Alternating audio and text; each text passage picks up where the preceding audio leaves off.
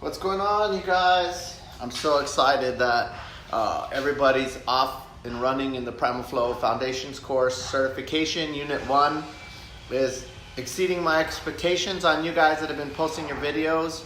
And so there was a great question that was posed by Dylan, and excuse all the noise, so I live in a brand new neighborhood and they're constructing the house right in my backyard, like the next side over. It's super annoying because there's people like right there. But anyway, so that's what you're hearing. The side row is a really cool move for so many ways, for so many reasons.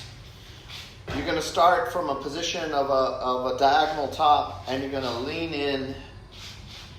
What is real important here is that you have that 45-degree angle pointing away so you can clear the space for your mace. And then Dylan, you had a question about, do you line up the mace head with your straight leg or between? And the picture I have in the book looks like I'm here, but actually it was just camera angle. I'm here because of the importance. So when you do this movement, you want to ask your why. Every movement should have a reason for it, whether it be aesthetics or a functional movement, corrective movement. And so in this case, we're focusing on the upper torso. We're mobilizing or working on the flexibility or the mobilization of the anterior part of the shoulder. And so I want my shoulder on the pommel hand to go as far back as I can by recruiting my scapular retractor muscles, meaning the muscles that pull the shoulder blade towards your spine back away. Those guys are frequently overpowered by your pec minor, by your pec, by your anterior delt because of our forward tech society. So as you apply a crushing or converging force to the mace, you're going to rotate your body by pushing the mace head forward and pulling with the elbow and lead back. So the driving muscles are the scapular retractors as I'm putting a converging force into my handle, and I'm actually eccentrically resisting this movement with my bicep on the mace head side.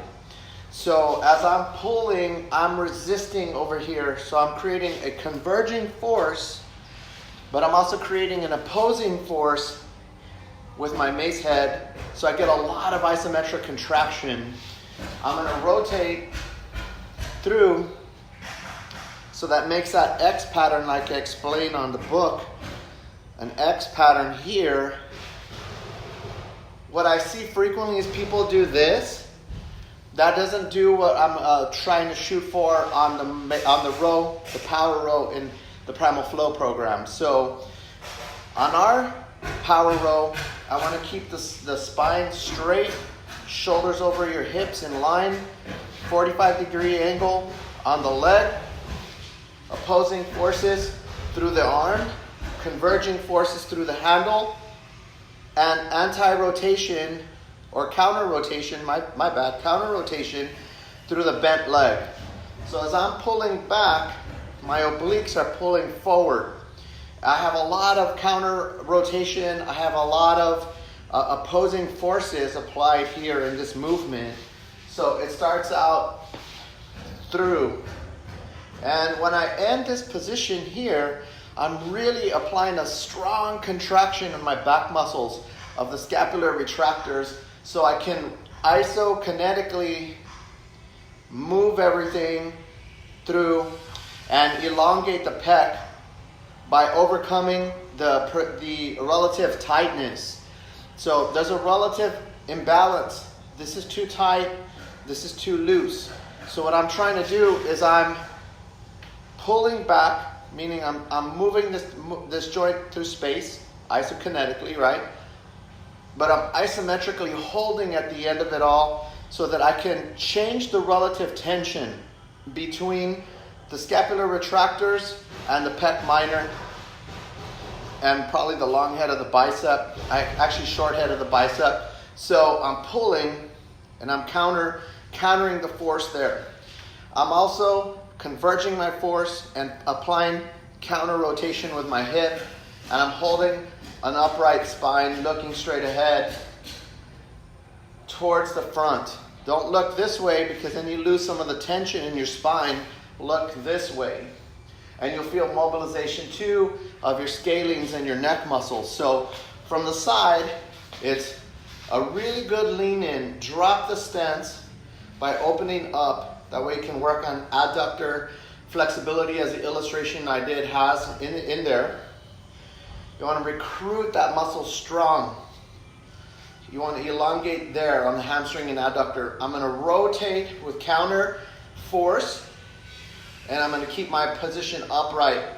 And Dylan, you can rotate the thoracic spine as well to really exaggerate some mobility of the thoracic spine. You can bring it at different angles here, but look straight.